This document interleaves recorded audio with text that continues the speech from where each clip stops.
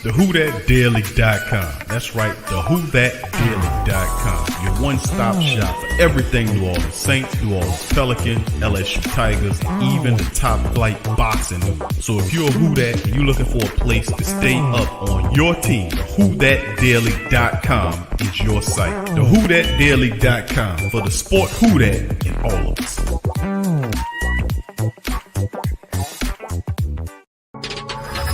Thank you for making Saint Central your black and gold home for the New Orleans Saints. Who that say they gonna beat them Saints? Who that? Who that? Who that say they gonna beat them Saints? Who that? Who that? Who that say they gonna beat them Saints? Who that? Yeah. Well, all right. Like you always say, welcome, welcome, welcome. Number one sports talking D. We ain't like the Falcons, we won't blow the lead. Look, all we talk is who that, who got cut and who back. Rookies and the vets, players you should look at. It's the sports coma, you don't wanna miss it. Got the pre-game, party, post-game statistics. Get a visit from Sway, maybe DC or 5. It's the hottest thing smoking, Big Q and the guys. Go to YouTube Live, make sure you subscribe. Interviews inside the Saints locker room high. Talk to Drew, Jordan, Zach, Peyton, New Orleans, Who That Nation. Best believe when I say we bleed gold and black. Ain't a miracle or rivalry could ever hold us back. No, Beastquake, Bounty Gate, let the truth be told. It's the sports coma, all we know is Saints Super Bowl. Yeah. You're listening to the Sports Coma with Big Q and the guys on the PRO Media Network. Well, it's we're in the middle of the process. We've had three candidates in. They were all really impressive in their own right, and we've got some more work to do.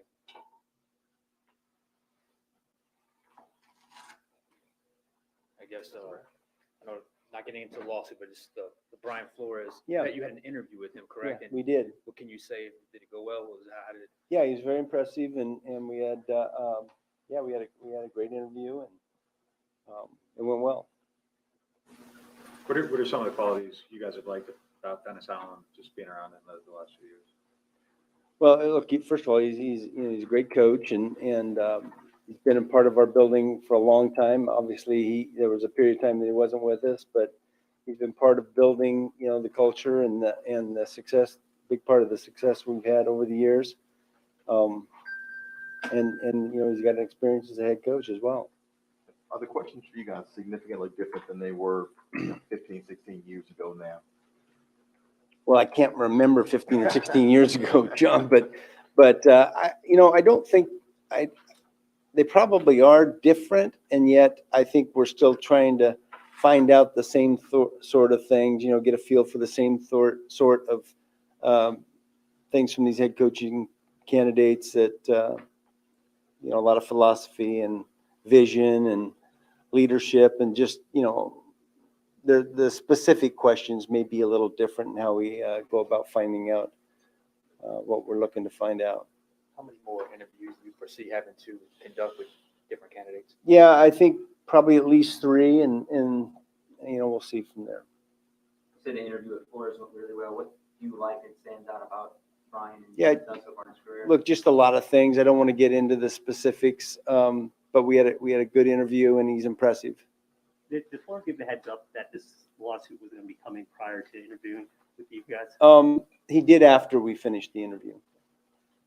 And just in general, just in terms of just coaching hires and practice and stuff, do you like how the NFL is set up currently with the Rooney Rule? Would you like to see something change about it, or just how, the processes of getting certain candidates in, and, is it one of those things where there may be some tinkering that may need to be done with the rule? Yeah, I think you always look at the process and evaluate it and see if there's some things that you might do differently. And there were some changes this year, and afterwards, I think the league will evaluate that. And my guess is they'll make some more adjustments as we go along. But there's nothing off the top of my head that I can think of. How big a decision is this? Well, look, it's our head coach. It's the face of the franchise. It's you know, the direction that we're going to be headed. It's a really important decision, and yeah, I'd like it to be someone that coaches here for 16 years and has a lot of wins like the last one. But yeah, it's an important decision. I don't think any of us, none of us are taking this lightly. You know, we're looking to find someone who can lead us, lead our team for the long run. Nah, talk to Dennis Allen, says Mickey Loomis. Much love to the fam. Appreciate y'all joining us for this Thursday episode of the Coma. Much love to the fam. Appreciate y'all being in the building. And like I've been saying for some time now, baby, welcome. You're now rocking with the Sports Coma with Big Q and the guys, where we have intense, entertaining, educating, and enlightening sport talk from your favorite sports fam. I'm Big Q. I'm in the building. Much love to the Great Saint Think Tank. I appreciate you guys being in this thing. Much love to you guys. Appreciate you. And the Saints, as they continue, the searching head coach search continues, fam. It continues indeed. As this one is entitled Saints Head Coach Search Continues On and On and On, baby. All right. So with that being said, we had some interviews that we conducted. We're going to go over a few things and news, notes, and items. So much love to the fam. I appreciate y'all for being in the live stream on this one. Who that's all the family members. Hope y'all having a very good week as we come closer and closer to the weekend. So much love to the fam. Much love indeed. Please feel free to hit upon the like button, hit the like button, hit the subscribe button, and welcome. So much love to the fam.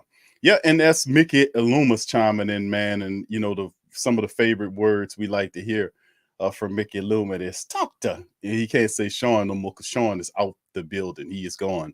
So he have to find somebody else to talk to. And we've had some very interesting things that occurred, including Brian Flores' revelations of what's going on. And of course, they're going to really deny his allegations and call it false, even though we know commonsensically that's what they do behind the scenes, even though we know such things occur, but they like to play pretend games. And I don't like to play pretend games. I keep it real, and I'm not going to play with your ass. I'm at the level in my life where I'm not going to play no games with you. We're just going to keep it a buck. So we're going to get into some news, notes, and items on there. Much love to the whole fam for being up in this thing as we get going. So we're going to start it off with the Eric Bieniemy situation, because we know how could Bieniemy's from New Orleans, okay? You have a head coaching position. Eric Bieniemy is an intriguing candidate.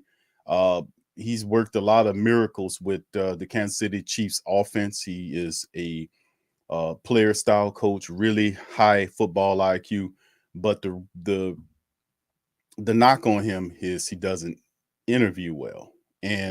But the man knows football. So if you're talking to people who don't know football and you don't have that business acumen, you know, it could come across as a person that can't handle the press or what have you, even though we know they've had some really rough football coaches from the past. But I like Bieniemy a lot, man. I think he is a good hire as the Saints are moving forward. Now, previously, I won't say no thing about the Brian Flores situation, but the timeline for Mickey Loomis, to be honest, which is what he says this weekend, and then by this weekend or early next week being Monday, Tuesday or so, the Saints name a head coach.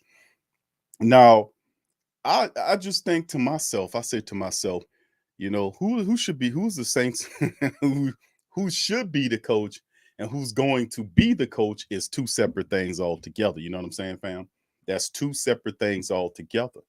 So we'll see how it all shapes and folds, man, as we get going with the articles. But let's get right on into it, fam. Please hit the like button. If you hadn't hit it, subscribe if you're not a subscriber as we get going, baby. So this is right here from CBS Sports. Saints interested in speaking with Eric Bieniemy for head coach position could meet this weekend. That's the word on the street that the Saints are looking at making happen. And like I said, I like Bieniemy a lot, and he should be interviewed by the Black and Gold. He really should, being he's from here. But anyway, let's get into the article right here. And this was coming from CBS. Like I said, Eric Bieniemy's name has seldom been linked to any of the NFL vacant head coaching positions, but the offseason, despite being a popular candidate in recent offseasons, that changed on Thursday as the Saints want to speak with the longtime offensive coordinator about their head coaching position, according to ESPN's Jeremy Fowler. A meeting between the two could take place on Saturday. Bieniemy, who's 52, has spent the past 4 years as the Chiefs offensive coordinator. During that span, Chiefs appeared in 4 consecutive AFC championship games, winning 2. Kansas City offense played a major role in the team winning the franchise first Super Bowl title in 50 years at the end of the 2019 season. Now, Pat Mahomes has become one of the league's top players during Bieniemy's time as the offensive coordinator. The league's MVP in 2018, Mahomes won the Super Bowl MVP honors following the Chiefs' 31-20 win over the 49ers. Now, Bieniemy, who played running back in the NFL for 9 seasons, I remember, was a college running back at Colorado and at UCLA before breaking into the NFL with the Vikings in 2006. He was Minnesota's running back coach for 5 seasons, 4 of which were future league MVP Adrian Peterson, before heading back to Colorado to serve as the team offensive coordinator. After 2 seasons in Boulder, Bieniemy returned to the NFL as the Chiefs running back coach. As you can see, he worked his way up in this thing. Ain't no shortcuts in this. 2013, he served in that role for 5 years before being promoted to the offensive coordinator in 2018. And New Orleans is looking to replace Coach Payton, who stepped down following a highly successful 15-year run that included winning the franchise first Vince Lombardi Trophy in 2009. While the streak of 4 consecutive double-digit seasons came to an end this season, the Saints still managed to post a winning record while finishing just outside the NFC playoff picture. So good news is Bieniemy, it could be a weekend candidate for the Saints to interview. Looking at that as well to see how that goes, because you would think if the Saints was, really, really, truly honest about naming the next head coach, that he should have some offensive acumen, being that we're a team that like to score a lot of points. And don't get me wrong, I love to beat the hell out of you with our defense. But scoring points is a big part of it. That's called being balanced, baby. But I like Eric Bieniemy, and I can respect the Saints, what they're doing. Now, you took a look at Aaron Glenn. I don't think too many people, no disrespect to Aaron Glenn, really perceived Aaron Glenn as a serious head coach candidate for the Saints. I'm not knocking the man. I'm just saying, if you would rather shake a list of names up and roll them out onto the table and said, these are the guys we're going to look at, Aaron Glenn wouldn't have been one of the guys I picked. I don't know what you would have picked, but you tell me in the chat. But like I've said for some time, man, that Bieniemy's good. Byron Leftwich is another good name to talk about talking to him. Besides, how you going to not talk to Eric Bieniemy? You talk to Dougie P. No disrespect for Dougie P, but he got like one of the first interviews. How you did that? But nobody really see Dougie P as he's a long shot candidate most people consider.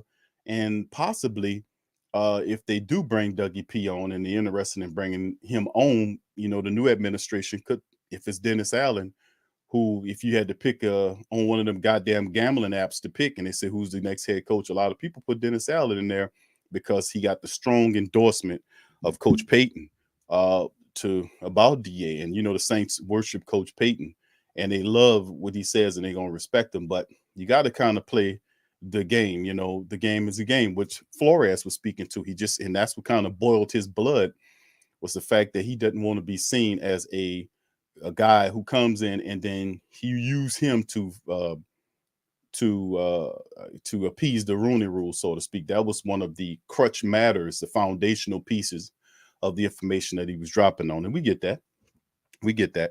But anyway, it'd be interesting to see what Flores kind of evidence he has about Ross out there in Miami.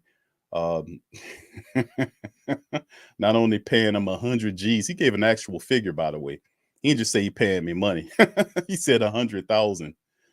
And then the other thing that's really outside of the 100 grand for him to tank games, and we know they was doing this, was the fact that he wanted him to violate the tampering rule by talking to a influential quarterback back in 2019. Who was the only influential quarterback that was available in 2019 who was lurking around the Florida area?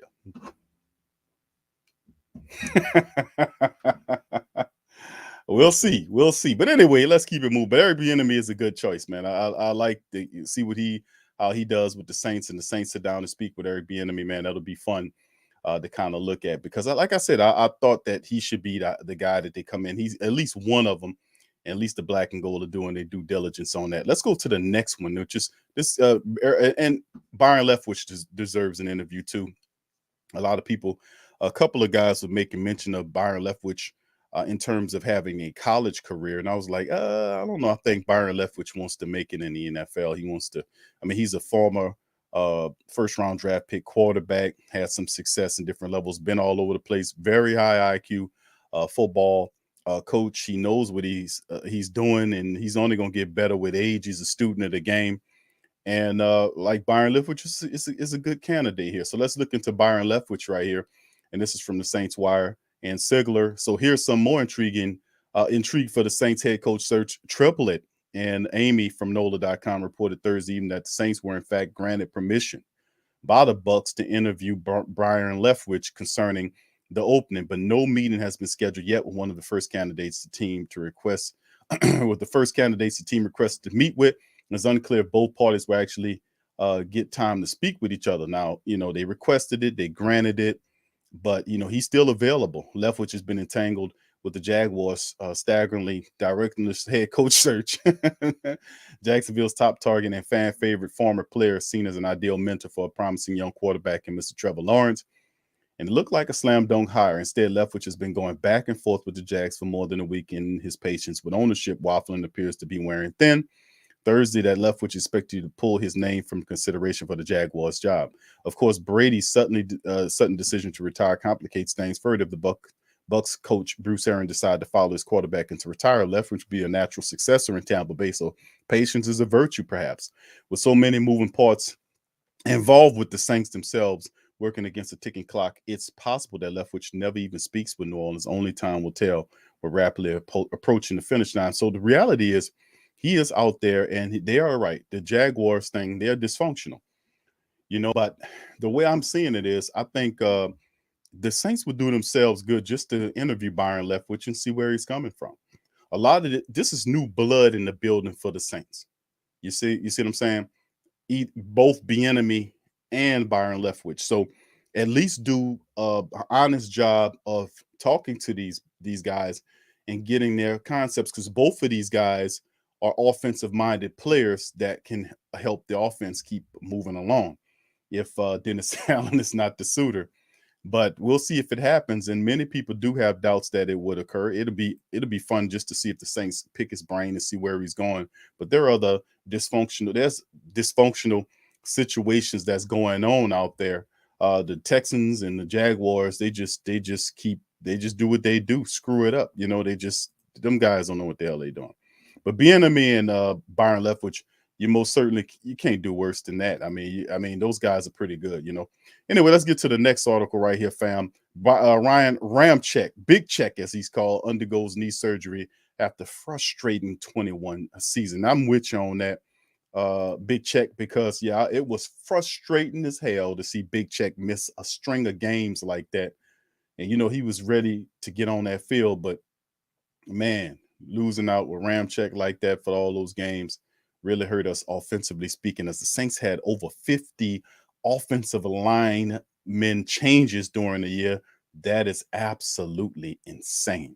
But we had to put up with it anyway. Let's get the scoop here as Ramczyk gets the surgery. And this is, of course, based on Ian Rappaport's tweet that he said off-season knee surgery aimed at cleaning it out and alleviating the issues he battled all season. So it said the procedure was described as minor. The offseason up in the time for cleanup surgeries, and the Saints right tackle Ryan Ramczyk became the latest player to go into the knife.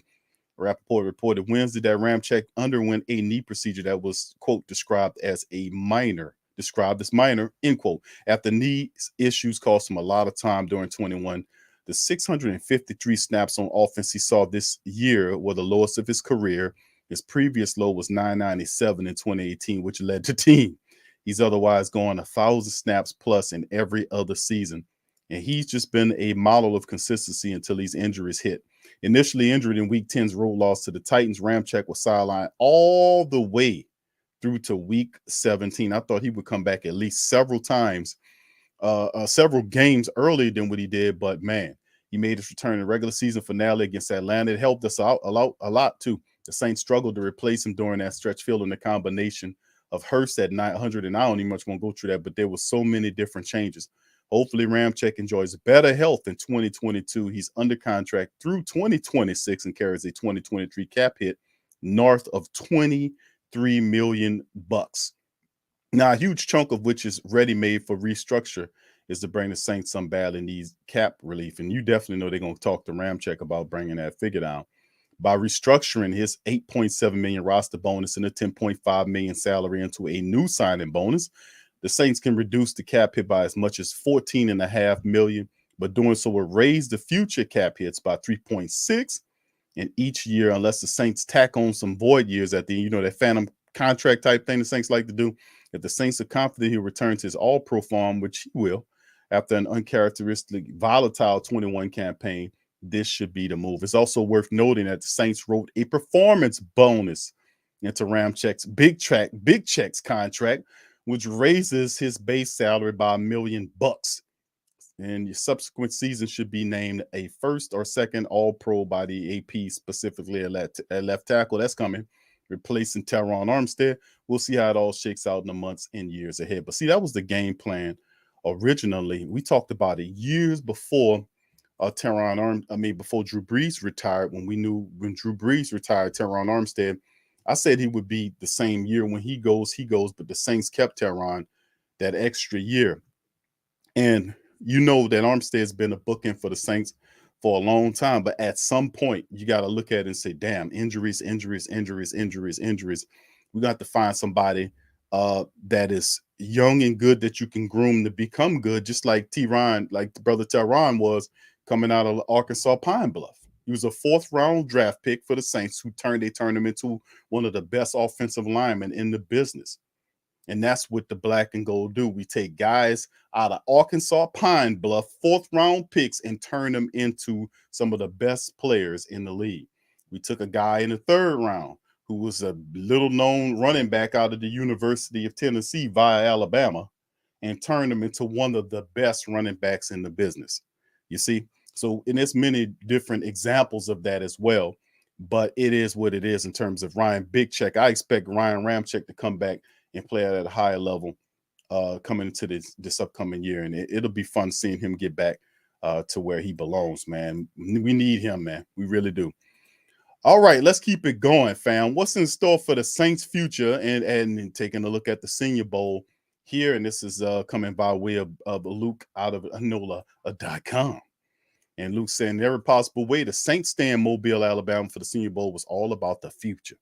They were there in force for the practices to go get an eye on some of those top prospects in the upcoming draft, but there was some notable absences in the stadium stands as the practice unfolded because of the other important thing they were able to do, which you know what it was, looking at head coaches, trying to find the next one. Finding the next successor to Coach Payton was the top priority. The general manager, the pro and college scouting directors, and vice president administration were all in the room for the coaching interviews at Mobile.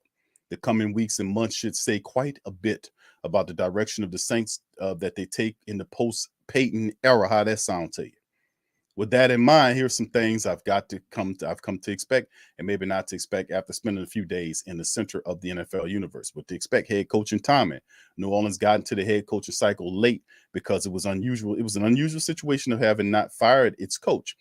The other 8 teams knew they'd be seeking a new head coach by at least the days after their season ended, or 2 full weeks before Payton announced he was stepping down. But it didn't get that sense that late start will hurt New Orleans, maybe with the exception of getting a chance to interview DeBall before he accepted the Giants job.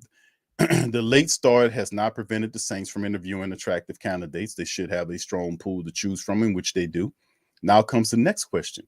When will they make the hire? Now, word on the street, like I said before, family, that the Saints are going to interview coaches into the weekend, and then ultimately between Sunday and early next week, they'll have the coach name. Now, I bet you dollars the donuts that coach name would start with a D and and his last name ends with an N. That's where I'm putting my money at, and I'm not even a gambling guy, but I tell you what, it'll be intriguing because, listen, the Saints moving in their own energy because, you know what time this is, man. Let's not pretend. All right, anyway, let's get back into it. General Manager Mickey Loomis said that the team is placing a great emphasis on getting the hire right than making the hire quickly. That's what he said. This is a timing element to this, with several important decisions on the horizon. A new coach would need some time to assemble his staff. He wouldn't need to assemble much staff, being that most of the staff is already in place. Slick. While the team is doing, old Slick Mickey, while the team is doing its due diligence with interviews taking roughly 6 hours to complete, the collaborative approach is an efficient one. That's not much wasted time in those interviews. Without knowing any ironclad specifics, this does not feel like a decision that's going to drag out. No, it's not going to drag out. Michael Thomas, will he stay a Saint? There's been a lot of speculation surrounding Thomas, both from the media pundits and internet trade machine operators, but I wouldn't expect him to be playing. But I wouldn't expect him to be playing in 2022 a season elsewhere. Thomas and the team appeared to have smoothed over whatever rift they had. They've been to that. And he had a minor procedure done during 21 season, though he would be ready to practice tomorrow. He should be ready to go once training camp arrives. That's the word on the street as well. He's expected back. Shouldn't come as a surprise if the Saints just outright release Thomas. It would be a wash in a sea of dead money. That's not going to happen. And considering Thomas has not been healthy since his phenomenal 2019 season, as value as the trade chip has taken a considerable hit because he's hurt. This is not to say it's impossible for the right offer if it came along, but with a shortage of receiving options behind him and with some uncertainty at the quarterback position, it makes little sense to get rid of a guy who caught 149 passes in a single season and the last time he was healthy. So absolutely, Luke, well said. The reality, baby, is that Michael Thomas isn't going anywhere. He's not going anywhere. You're not going to trade him. You're not going to cut him, and it'll be foolhardy to do. What you want to do is, at least if you're thinking in that vein, and I'm not from that vein, I'll tell you, once Michael Thomas gets 100% healthy, he's going to play like the dog that he is, because he always plays with a chip on his shoulder, and that's the bottom line. So, I mean, if you know Michael Thomas, you knows that he's going to bring it this upcoming season, because he heard all that stuff people talking about him, that you need to trade him, not to get rid of him and all this kind of old stuff. And he's going to play his ass off, bottom line. But anyway, let's finish up on this article and then we'll keep it moving. Then, of course, the QB pursuit. What happens there? The most pressing question is, who will be the Saints' next head coach? But right after that, this is the topic that has come up in the interview process. Who's going to be their next quarterback? Which is not a question that we probably going to be able to answer until you find out who your coach is. So one before the other, one step before the other. Get your coach. The coach will decide who his quarterback is, not you. Remember, that was the funk that was going on in Miami when Brian Flores wanted Justin Herbert from the Chargers. He wanted him to draft him, and the general manager and the owner wanted Tua. See how that turned out? Anyway, let the man, if you're going to pick the coach, let him pick his own damn quarterback. The most pressing question, is the quarterback. One thing that feels safe to say right now is that the Saints will leave no stone unturned as they try to identify their starting quarterback for 2022, and they won't let their current salary cap situation deter them from pursuing an elite option if one is made available via trade. That doesn't necessarily make the Saints a favorite to land, say, a Flip Wilson or Aaron Rodgers if Seattle or Green Bay lists offers for their star. They'll still have to compensate those teams fairly and perhaps have to convince those players that New Orleans is still a premier destination, even if Peyton isn't calling plays. Still, I like to expect the Saints and their next head coach to be aggressive in the quarterback market. Now, what's not to expect? Blow up the roster, even with Peyton. No, it's not going to be a blow up. You heard Mickey say that he's not going to blow up the roster. There's no need to blow up the roster. There's no need to do that. And let's keep it going, though. Some have suggested it's time for the Saints to start reaping what they have sown with their aggressive salary cap maneuvering that currently has the team tens of millions over the cap. Yes, the Saints do not view themselves that way. The division right now is for the taking, especially if the Saints land the right quarterback. And this is true because, number one, if you look at the NFC South right now, the thing that sticks out is the fact that the Saints coach Peyton retires.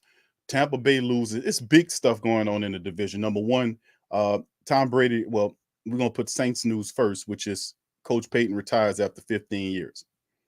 All right. So but a lot of his personnel is still in place if Dennis Allen is the way to go. So what kind of transition is we talking here? New coach, new blood means new philosophy, getting familiar with the team. I don't see the Saints going. That's why I was saying it's good to talk to these guys, because perhaps while you're talking to them about the head coaching position, you commentate on them, maybe you can then offer them another position that they can come in on the back end and perhaps help what's going on. Perhaps. So, I mean, it serves many purposes outside of just clearing the Rooney Rule. But the thing is, if Dennis Allen is a choice and they take the recommendation of the previous head coach and make Dennis Allen the coach, then the turnover is minimal. The feel for the coach is, you know who he is. He's been in the building before. You know how he thinks. Will he be able to acquiesce with the players? You know that. You know that the players love playing for Dennis Allen on the defensive side of the ball. Then the thing would be, what would be his offensive style? Of course, he would retain Pete Carmichael, which he is one of the key understudies of Coach Payton's offense. He's not Coach Payton. He's not aggressive like Coach Payton. He's more conservative, if anything, but he will finally have the limiters taken off of him so that he can be the Pete Carmichael without the shadow of Coach Payton looming around him. He can finally be that coordinator that a lot of people think he could be. So you getting Dennis Allen there means that lot, and you know what the offense will have some signature effect from Coach Payton's offense, which if you are a general manager, like, listen, we love what Coach Payton brought, but let's try to keep some semblance of that great offensive style that we had here and keep that going along with that killer defense. And I think we can have some success. We plug in the right players. We fix the offensive line.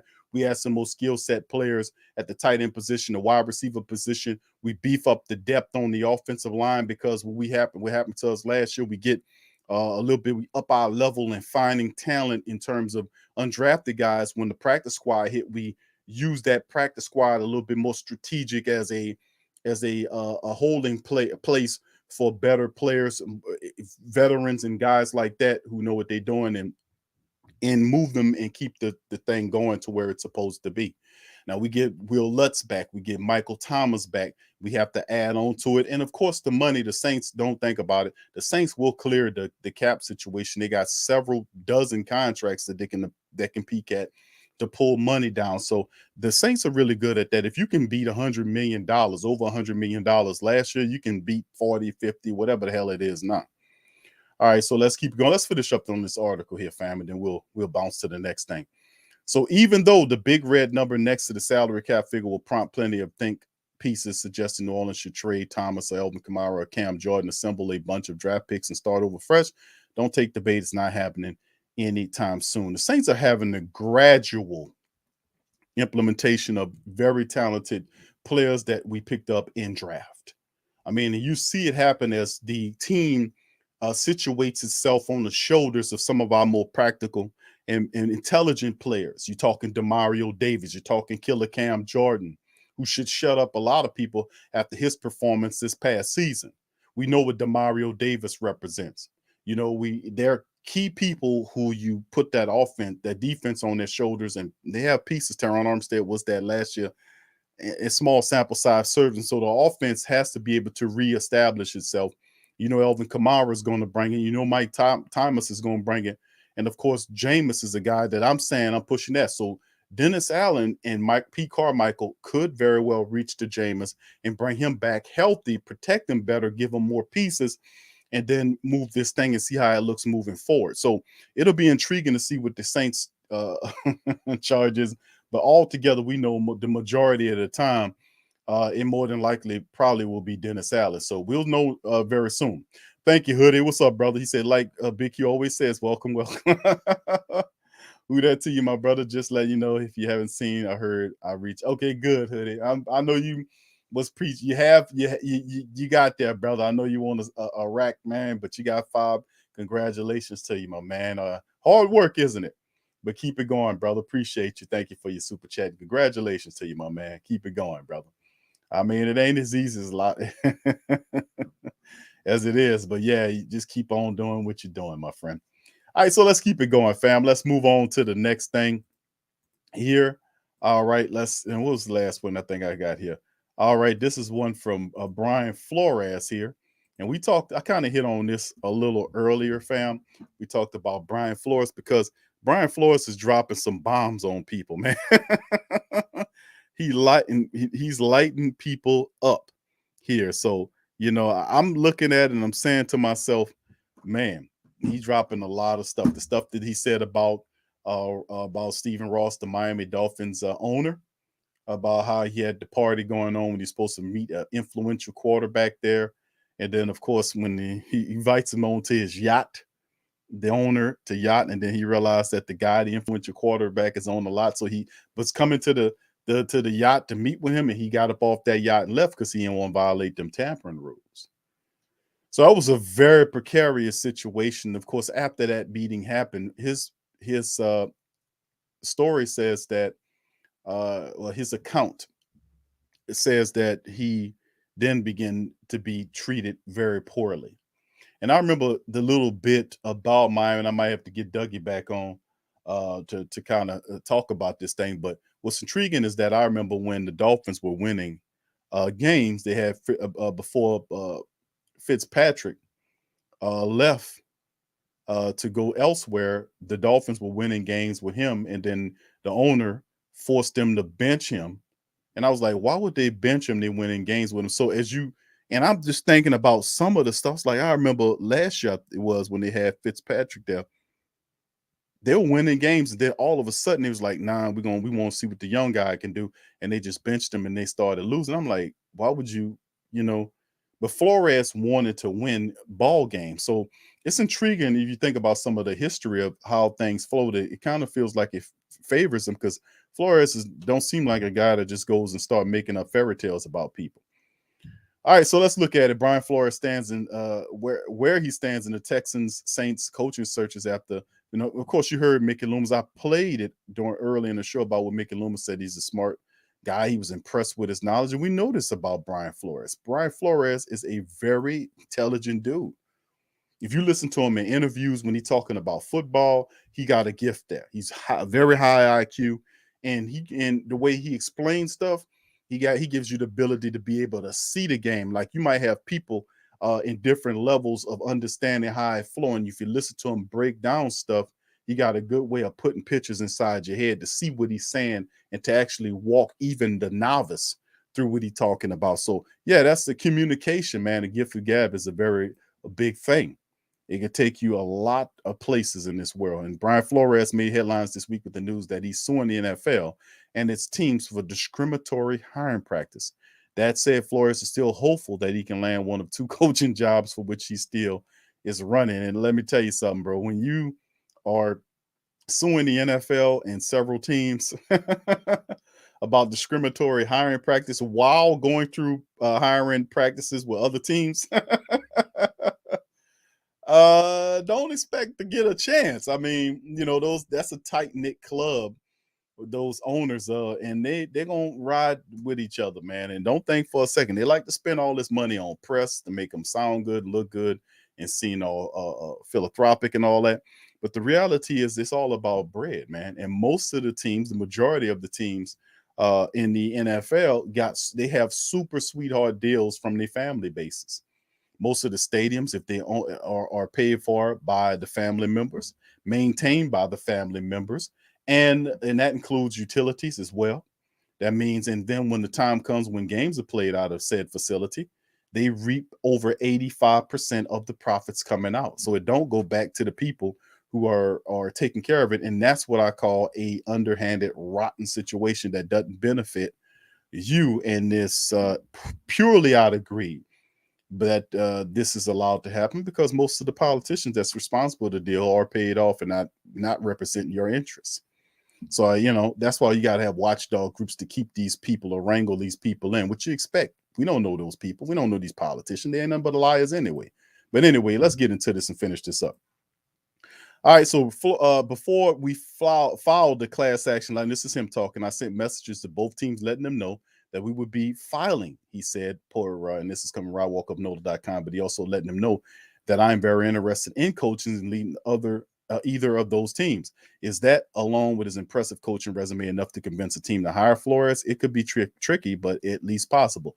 The breakdown of the Texans and Saint coaching searches and who, along with the Flores, comprises each team's top candidates. You look at this and he says Flores stands in the Texas search.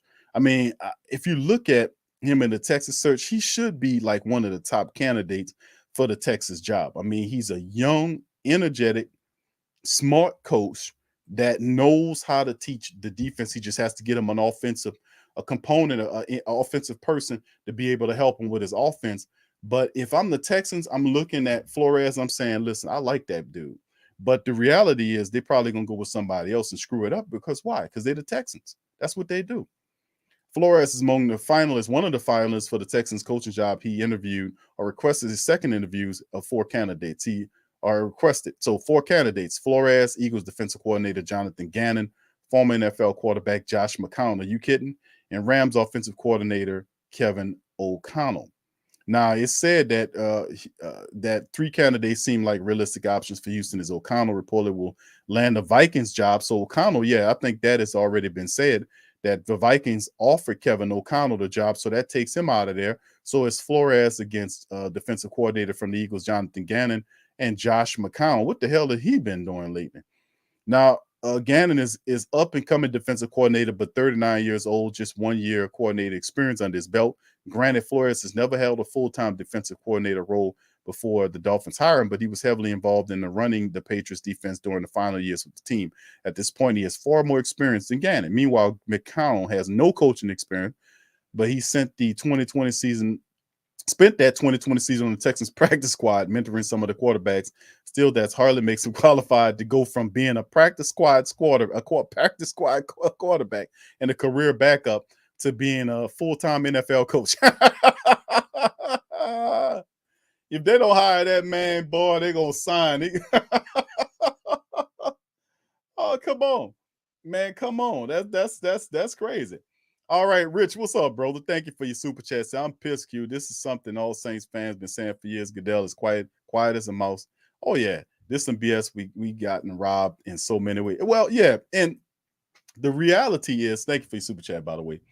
Yeah, and I've been saying that, and that's been the main spew of mine, because I pay attention to the numbers. I'm not just gonna sit up here and just look at football. There would be no football without money, meaning the economics surrounding the bureaucracy, which is a large part of, and some part of why I think Coach Payton is kind of got away from the game, because it wears on you, the bureaucracy around the sport. We don't think about that because we don't see it.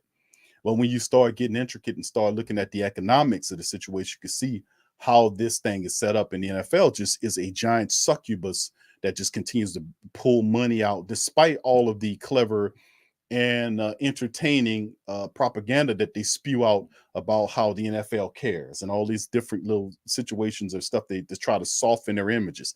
This is still the same league that was hiding concussion data for years. And other data will be coming out soon on the health situation that they try to contain as damage control.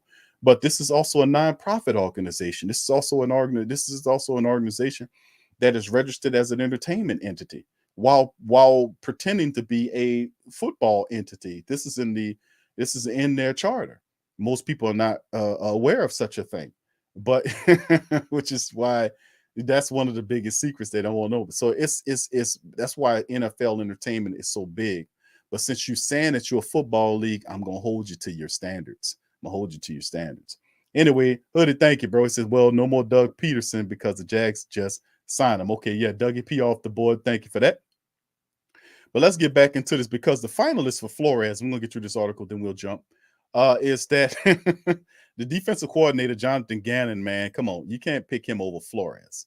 But if you would definitely know something. Kevin O'Connell is gone. He's going to the Vikings. McCown is not experienced enough versus Flores. Flores should be the guy to land this Texans job. Come on. He got to be. The only reason why he's fired, if you go back and look up, and I did some research on Brian Flores, and the first question I asked about Brian Flores and the Dolphins is, why did he get fired? You know, why? You know, he seemed like a pretty respectful dude. Why did he get fired? And then I start finding articles about why he got fired. But when they sent out the statements. Usually it's the general manager that comes out and says this, that, and the third about Mr. Flores. But the bulk of the comments that were being made was being made by Stephen Ross, the owner, about we decided to go in a different direction and yada, yada, yada. But the truth is going to come to light sooner or later on what happened. But if truth be told, we're going to get down to the brass tacks. But for the Texan situation, he should be the front runner to get that job based on the people that they're looking at. So would the Texans still consider Flores? Rappaport reports that Houston was extremely interested. That's good.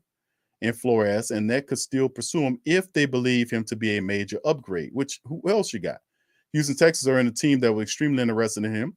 You could say, how would they hire him? The answer would be they do what's best for them and worry about everything else after that. One thing I know about Nick Caserio is he will do what's best for his football team, which is continue a cycle of losing. And he didn't put that, I put that in there, and not really care about the ramifications and repercussions. So potentially this could be in play. However, there's one big issue that would need to be resolved. Flores referenced the Texans' firing of Culley after one season in his lawsuit. It will be interesting to see if it impacts how Houston's front office ownership group views his candidacy. And we've seen this before. We've seen this before with other teams in the NFL. Like when you take on a big, massive, ugly, stinking octopus Gila monster like the NFL, then expect that because you got to look at it. Look who it picked to represent it as a league. The face of the league is Roger Goodell, who everybody hates. The only people that like Goodell is his family. I mean, his wife and his children. That's the only people, the people that surround him that he gave positions to. But real football people, they don't like Roger Goodell. But do the NFL cares? Like they're like, the NFL cares. Do the NFL cares that the family base across the league is not just Saints family members, it's majority of all the family members from all of the teams do not like Roger Goodell. They don't like him. When he gets up there during the draft, they boo him, but the NFL sees it. But what do they do about it? They do not take him out. They do not say, listen, bro, you are muddying the image. We want our commission to be friendly and looked upon as a guy that's a people person that will do da da da da. They don't care. And why? Because Goodell makes some money. He does whatever they tell him to do. So, I mean, but they don't care about how you view the commissioner. They don't. They used to care some time ago that the face of the NFL is a friendly guy, even though behind the scenes he could be an absolute jerk. But the reality is you have to have this guy to be liked by the family base. But the NFL has got so monstrous and ridiculous that it doesn't care, even though the representative is very hated, especially by the Who Dat Nation. The owner should make this guy, I ain't gonna say pay tithes to the Who Dat Nation, but it's something got to be done, because when they pulled out that rabbit out they had about the Bounty Gate stuff, then they apologized for it. Many people don't even realize they apologized for. Some people still under the narrative that the Saints committed some wrongness. They disproved all of that stuff. But did the NFL, who totally ran with it and tried to blast the Who Dat organization and took the team apart for several years so that the Saints would not compete in back-to-back Super Bowls, because word on the street, you wasn't supposed to win that one. Peyton Manning the Colts was supposed to beat the Saints. And as a result, they didn't like it, so they punished the Saints with all this BS for several years, and they never gave any draft picks or capital, the money, they lost, all this stuff. This is because the NFL did what they did to the Saints. But let Robert Kraft's cheesy ass, get it, Kraft cheese, run around here in massage parlors, and then the judges telling people to destroy the tape when you're up in there having sex in the massage parlors. Did Goodell ban him? Did Goodell do him anything? What about all the various spy situations that was happening? These scandals that happened with the New England Patriots. Did Goodell, they get rid of Belichick for a year like they did Coach Payton? Did he force him to dismantle his team with his coordinators? Don't talk, and all these other people that's not Saints people, don't talk to me if you don't know what I'm talking about, because you have absolutely no idea of what's going on here between the Saints and the NFL. You have absolutely no idea. The Giants people, the Cowboys people could feel me, because they voted against it. Jerry Jones voted against Goodell to be the commissioner, and he is a very vindictive dude. So you got to be on a whole nother level when you're dealing with these cretins. But anyway, Sir Footlong said, paying coaches to lose games is sad. It also brings to light could be deeper than that, beyond the belief that, because listen, and you know what, Sir Footlong, you're absolutely right. He said beyond belief that it could be paying refs too. No, it's not, and that's what. And see, I love it because what it does is it rips away another piece of the veneer to say if they could be doing this, what other things are they doing? Q. What I've been trying to told you. I've been trying to tell you, baby. I've been trying to tell you for years about the NFL and how they play ball. And they talk about money corrupting people and all this kind of madness, but it is what it is. You know, it's just more of the same. That how they play ball. They do anything for the money. Also, full on say, so then the NFC Championship game looks sus for real. Well, yeah, because it's all about making money. And remember, there's such a thing in the NFL where people don't open their mouth if they own us. It's called revenue sharing. So whatever the Kansas City Chiefs and the Cincinnati Bengals, I can't call them that no more because they got our guys there from New Orleans doing that stuff. And then these people talking about who they and all that kind of stuff. It's really weird to hear the Cincinnati Bengals say who they, and I'm saying, oh, that sounds so terrible. That sounds so awful. Are you crazy? It's the same tone and harmony as who that said they're gonna beat that Saints. Our stuff came before you. You couldn't go and take somebody else stuff. Go take the Eagles fly high thing. I know it's kind of corny and it's old, but they're old team, but go take their stuff. Don't come over here messing with them, but they stole it. Like, no, we gonna do it with the Saints. Who they say they gonna be? What? Don't that sound insane? But credit to the Bengals, though. They got our guys up there from LSU winning. So they were smart enough to get them. But the reality outside is what I'm saying is that a lot of the stuff that happens in the NFL with the commissioner is sus. It is very sus. It's just and people's eyes are opening to that and more in this world. And I'm happy to hear that. I really am. All right. All right, Brother Prime. Thank you for that.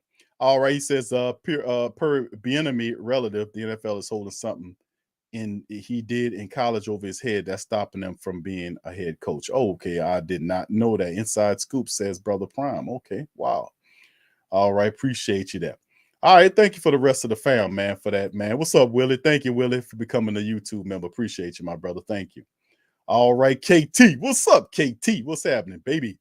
KT says, who that I talked with my dad about the treatment of the team is sort of like the Raiders when L. Davis was alive. Yeah, you could say that too. You could say that too. That's very true. Yeah, I remember that, the days with that back in the days when it was going on with them. What's up, Teal? Who that to you, bro? Appreciate you being here. Much love to the fam, man. Appreciate all y'all guys being here. What's up, Francis? Big Daddy Francis here. Hey, Q, remember when the Saints played the Vikes in the NFC Championship game? Bread for quarterback. The overtime rules changed. Yeah. I remember that. It's always changes. It always changes. Remember that happened this year.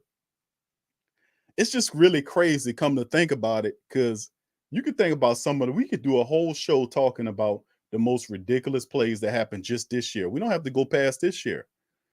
Some of the most ridiculous things that we've seen happen in the football games. We don't have to talk about Cam scooping up that fumble and then the referees blowing the play dead so the Saints don't get the touchdown.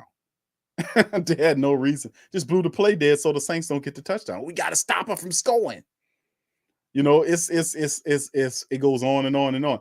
The garbage time Roger Goodell BFI Coastal Waste play of the year, in my opinion, goes to the referee who looked like Eric Dickerson, who was in the Tennessee Titans game, who threw the flag, the roughing the passer flag for Tannehill and the Titans, but waited to see Marcus Williams picks the interception off in the end zone before he threw the flag to take it away from the Saints.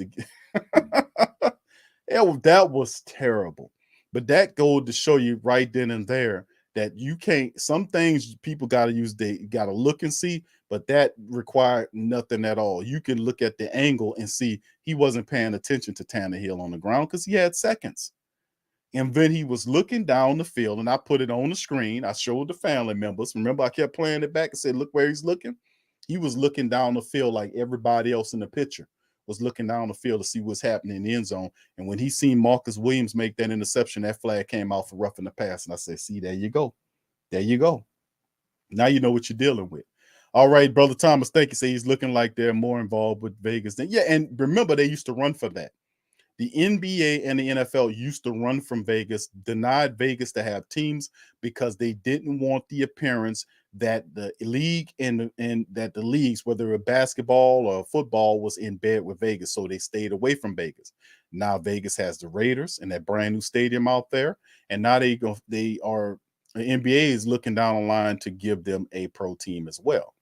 So like I said, they are in bed with it. They make tens of billions of dollars off of these gambling apps now. That's a whole nother, $5+ billion in revenue the NFL is going to make off these freaking gambling apps that's coming up. And that, who runs the casinos.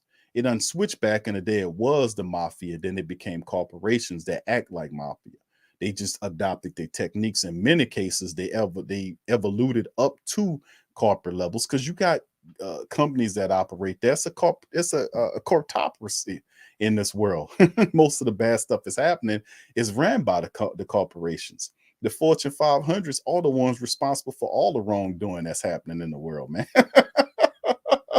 All this is them. But see, the thing is, the solution is you recognize, do your research, find out who they are that's working against you, and you stop supporting them. You shut it all down without lifting your finger. Just have a little spending discipline. That's all. It's really that simple. Anyway, let's finish up on this, man, and get done with it. Brian Flores stands in Saints coaching search. You heard Mickey Loomis say he was very impressed with the man, and he should be. So far, the Saints have interviewed Dougie P., Lions defensive coordinator Aaron Glenn, who Campbell, the coach of the Matt Campbell, Dan Campbell was saying he was scared to lose Aaron Glenn. I said, dude, what you talking about? You ain't gonna lose that. You ain't gonna lose that, man. The team is also planning to interview its own coordinators. Dennis Allen's supposed to be today. They were saying he was supposed to meet with them today. Darren Rizzi is sometimes down the line. I was thinking Pete Carmichael would throw his hat in the ring. Carmichael don't want no part of it. For the job and requested interviews from Byron Leftwich, whether we'll see if that happens. And we know Brian DeBoer got hired by the Giants. The Saints have a diverse group of options. Peterson, Allen, Flores all have previous coaching experience. If the Saints want a proven option, Flores could fit the bill.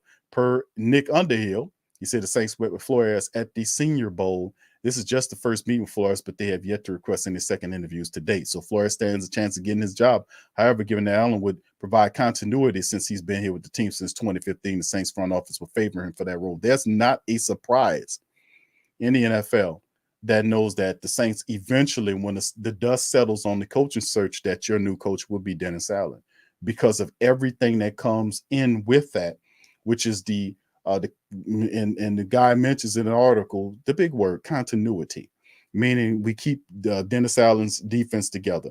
His relationship with the defensive stars and the young guys, the development continues.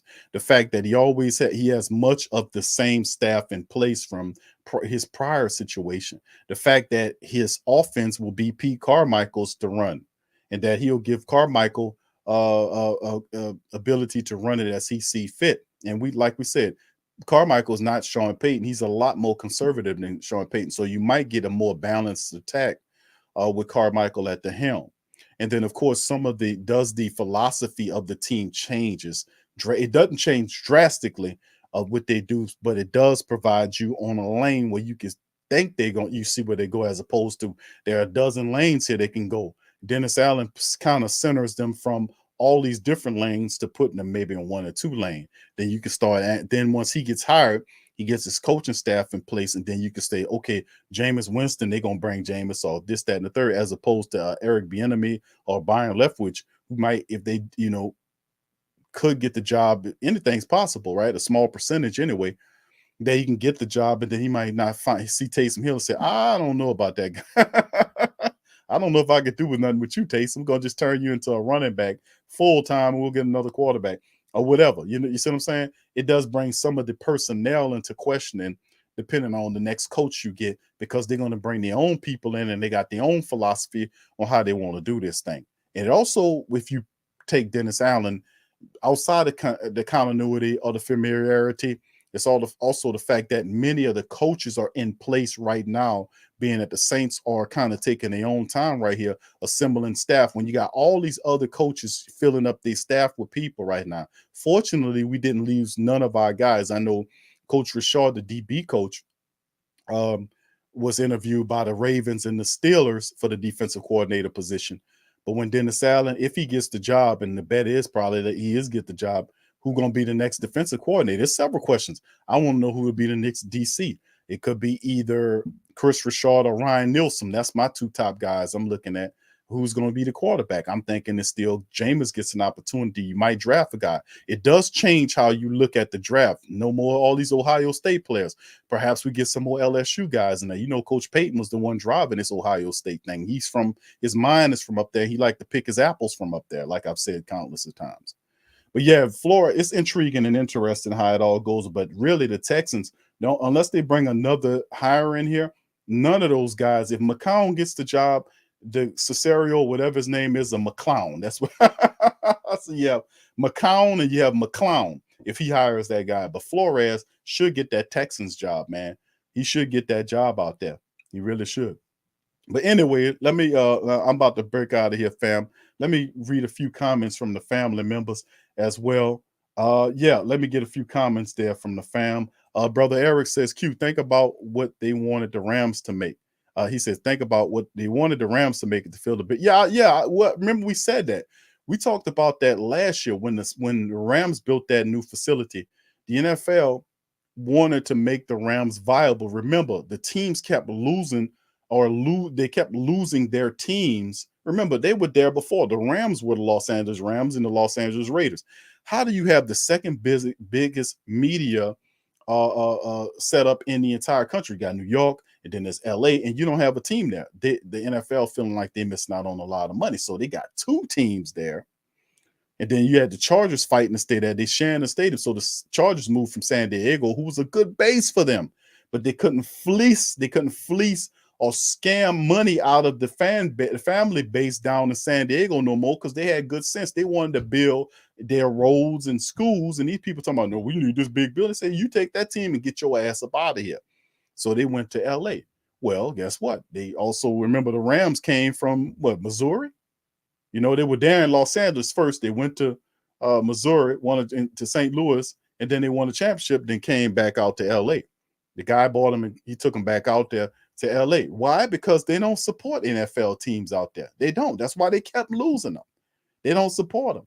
So the NFL says, well, what they like out there, like the college stuff. They don't like the pro football. So they force feeding them two teams like they're doing in New York. And then what it does do, it takes away a team from somewhere else that could use a team. Like there should be a rule where you shouldn't have two teams claiming the same city. How you got two teams with the same, you see what I'm saying? Why is that not asked? Say Goodell. Why do you have two NFL teams playing out of the same stadium in the same stadium? What you doing? Because they're trying to get all the money they can get out of them areas. But really, one of those teams should go somewhere else for New York, the Giants or the Jets, whatever. And then another team from LA should go somewhere because some other city could use that. But that's how they operate. But, you know, they force feed. When they built that new building out there, we knew that the Rams, they were there playing in there, and we knew they would be viable over the next several years because of that $1 billion stadium. They're trying to build up that market. And the best way to do it is to get the Rams to win a Super Bowl, to help him win a Super Bowl so that the and they'll feel proud about the organization and want to then support it. You see what I'm saying? So, I mean, like I said, man, them people not clever at what they're doing. This shit's so just transparent as hell. Them people ain't smart or clever what they doing, not the least bit. Sir Footlong said, if Sean coaches the NFC, he says if Sean coaches the NFC, how do we beat the architect? Well, remember Dennis Allen his defenses have been handling up against Coach Payton. So remember that Dennis Allen came a long way to understanding how to kind of stop Coach Payton, even though Coach Payton team wasn't as prolific as they were. But the word on the street is that he's lining up for the Dallas job. That's another transparent thing. The Giants situation, we know that wasn't going to be the thing. Chicago, all the Giants, they hired coaches for a long time. He's going to wait till it comes the situation dies off, and then he'll take the Dallas job because they're gonna keep McCarthy there for another year, and whether he balls or not, he's gonna be out of there for Coach Payton. Now, should we be mad about that? That's the next question. The next question is, should we be mad about Coach Payton if he takes the Dallas Cowboys job, which he probably will take next year?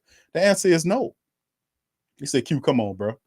You ain't gonna be mad at Coach Payton if he takes the job of the Dallas. No. Why? Because he came from there.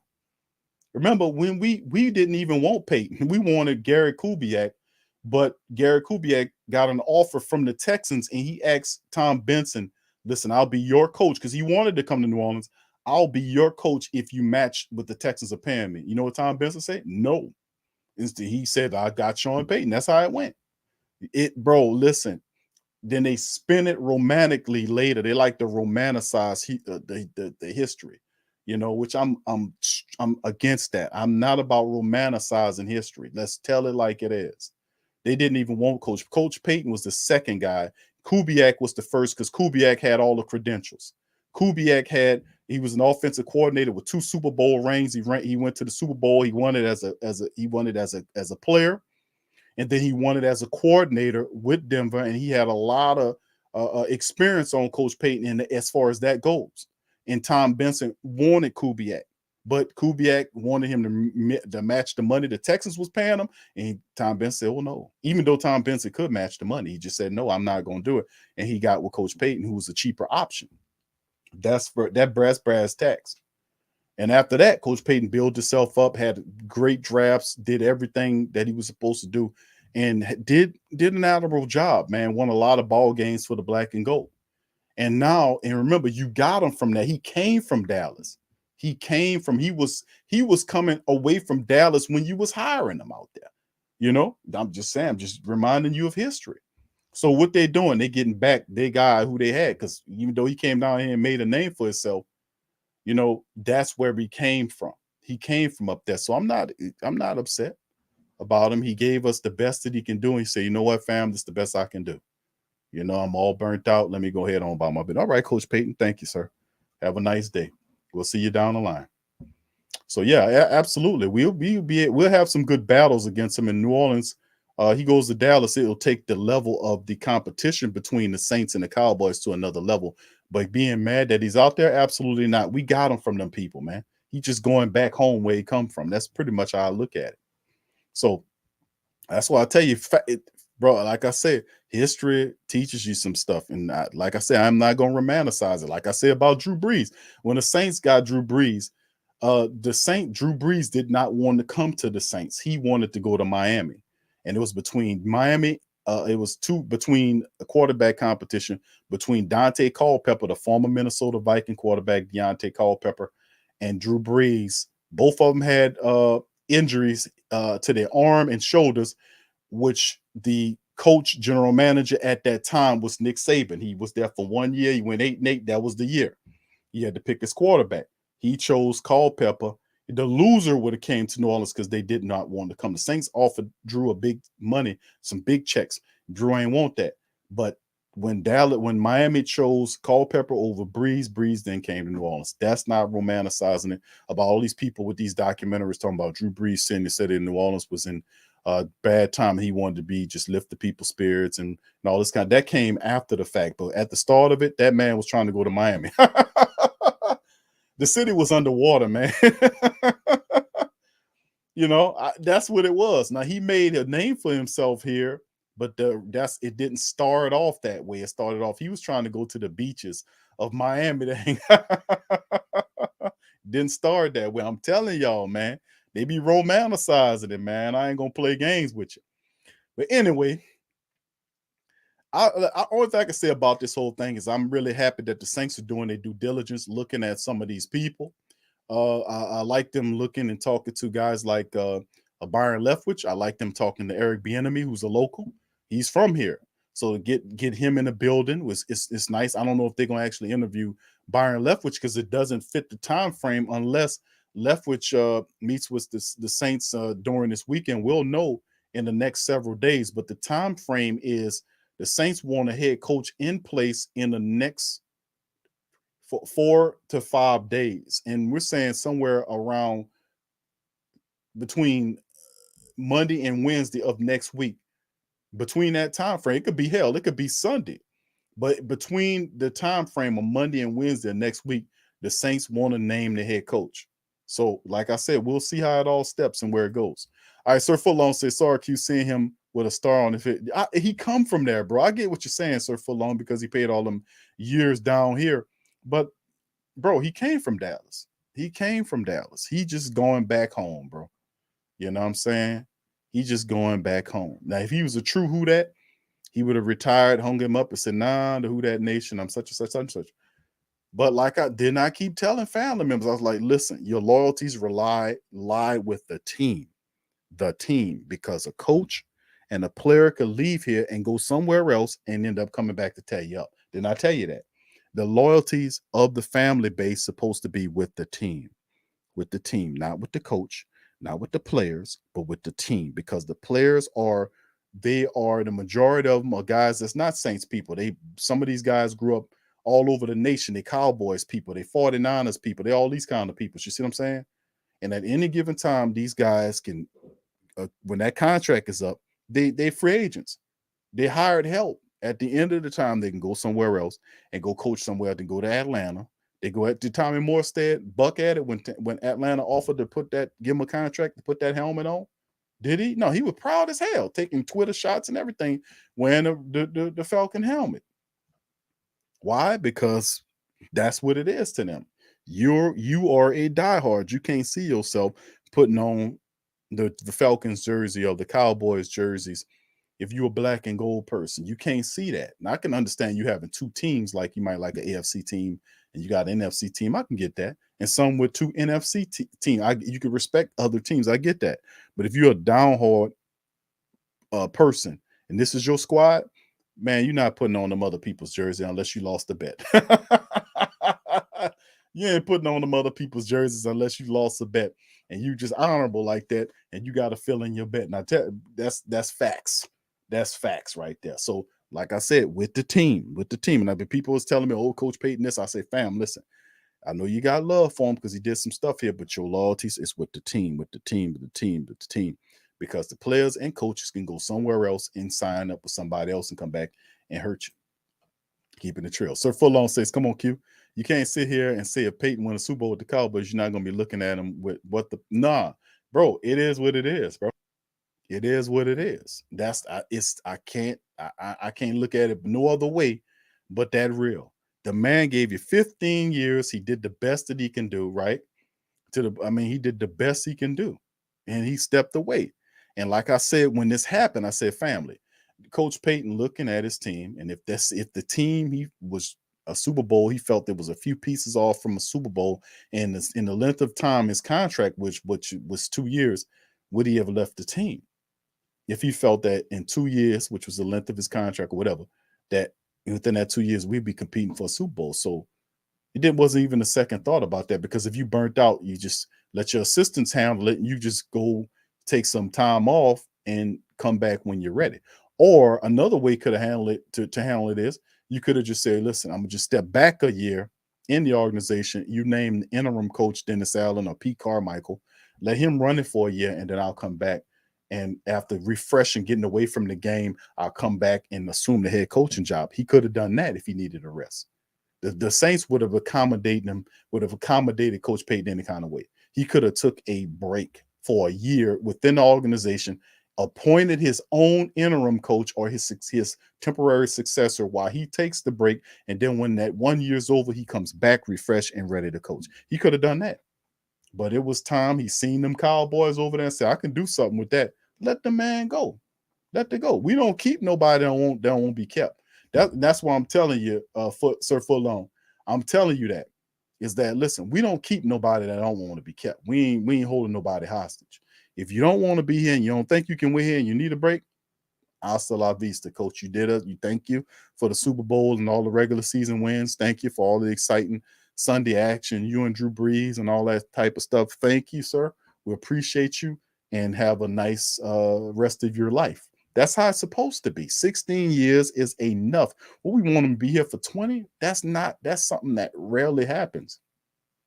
Look at Belichick. Belichick probably gonna be there for 20 plus years. You know what I'm saying? I can see him doing that. But Coach Payton has plans. He got married and it all changed. So he goes wherever he goes. I say, let him go over there. If they win a Super Bowl, man, congratulations to him. You know what I'm saying? I can't hate on nobody, but the Falcons when we talk about Super Bowls. But then again, I can't hate on Falcons. I just pity the Falcons because if they do get to the Super Bowl, they're going to end up losing or falling out of it or probably building up a big lead and then letting it go and then losing by a field goal or a touchdown. And then you will feel sorry for them. So your laughter will turn to pity quite instantaneously as they're self-sabotaging. So you would see that and you would say, damn, man, you know, then you would be pitying them, you know. So you was like, pat them on the back, say, it'll be all right, little man. You're going to make it. Just keep on trying, you know, keep trying. I'm just saying. Coach Payton gave us 16 years, fam. Let him go.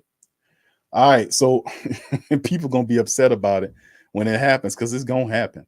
But at the end of the day, I'm not going to be one of them. Coach Payton did what he do. You know, we should be good enough to beat the Cowboys over the next couple of years. If we do what we're supposed to do, we should be a top 10 team in this league. If we do what we're supposed to do, we draft like we know we can draft.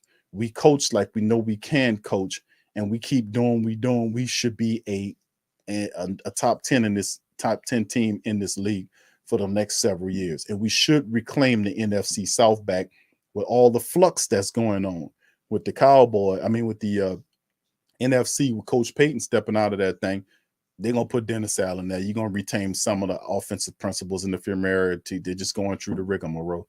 And then, of course, the next thing is you look at other teams like Atlanta who don't want Matty Ice there. Eventually, Matty Ice is going to leave, and they got to find out who they're going to put in his place. But the problem is Arthur Smith don't know what he's doing. You know, he need to work on his play calling because it sucks. And then, of course, they have turnover as well. Then you're dealing with the Tampa Bay squad that lost Tom Brady for 2 years. He hasta la vista them. And they're going to be back to the losing ways because they got to figure out a way to get people there so they can keep it winning. 25-something free agents. They're going to take a fall. You know, they're going to take a step back and pull Carolina with my dog, Dave and Rashard. They got Bob McAdoo as an offensive coordinator. I was like, ain't that's the same dude from the Giants that was known for just slick back hair and talking sporty to the media, didn't do a damn thing?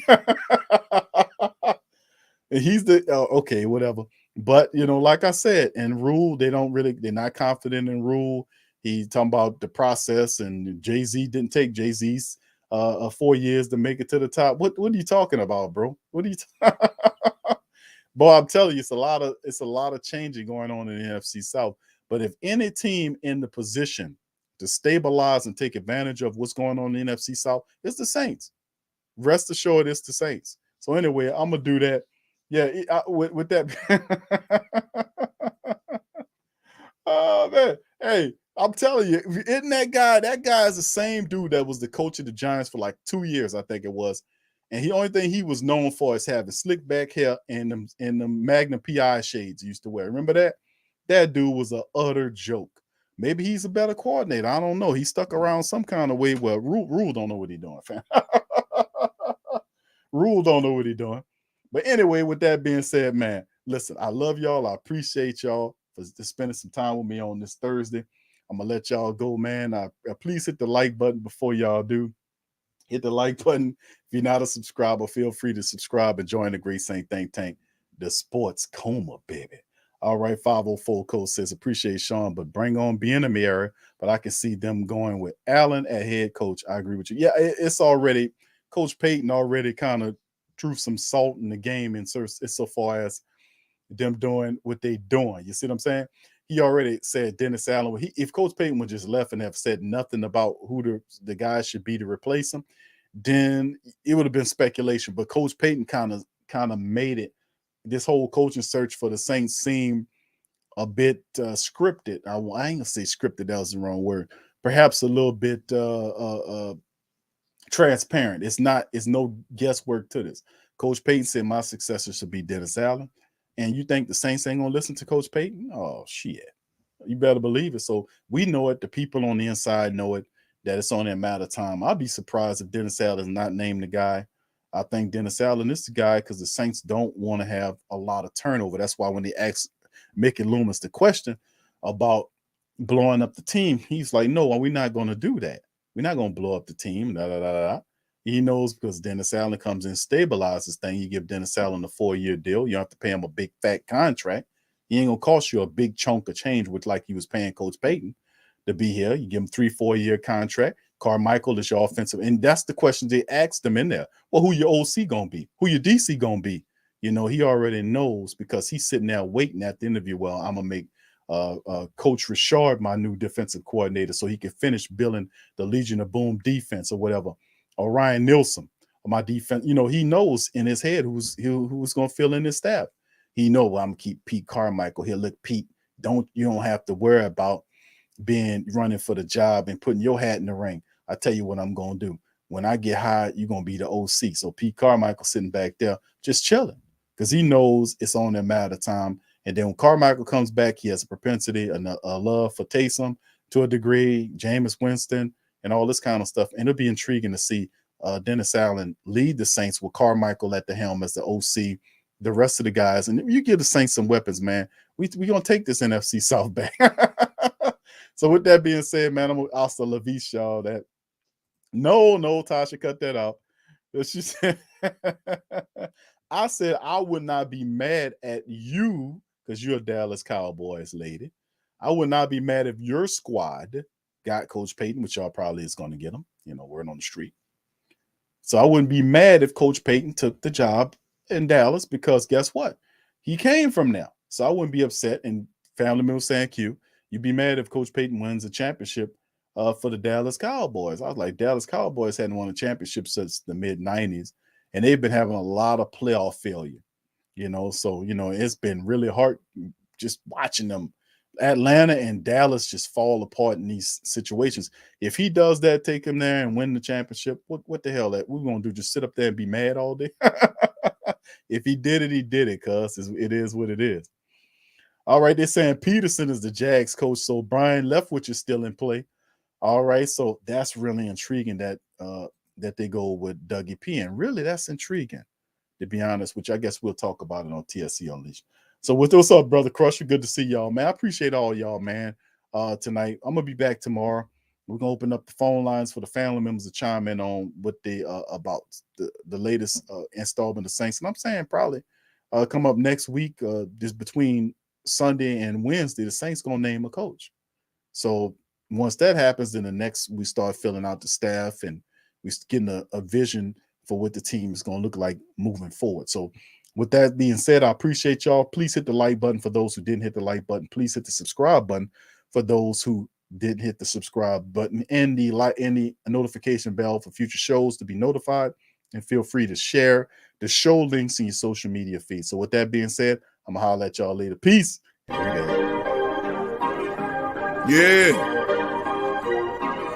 Well, all right. Like you always say, welcome. #1 sports talking D. We ain't like the Falcons. We won't blow the lead. Look, all we talk is who that, who got cut and who back. Rookies and the vets, players you should look at.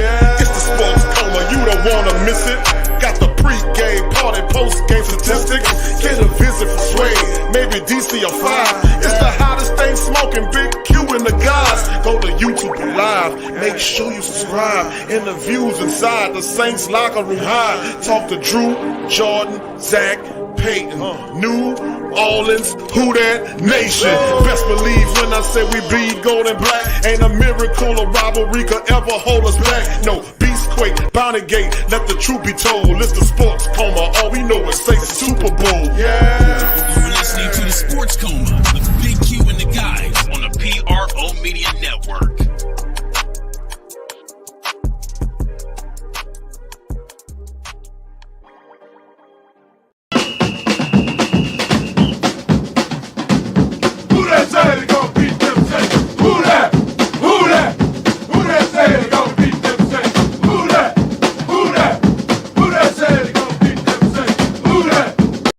WhoThatDaily.com. That's right, the WhoThatDaily.com. Your one-stop shop for everything New Orleans Saints, New Orleans Pelicans, LSU Tigers, even the top flight boxing.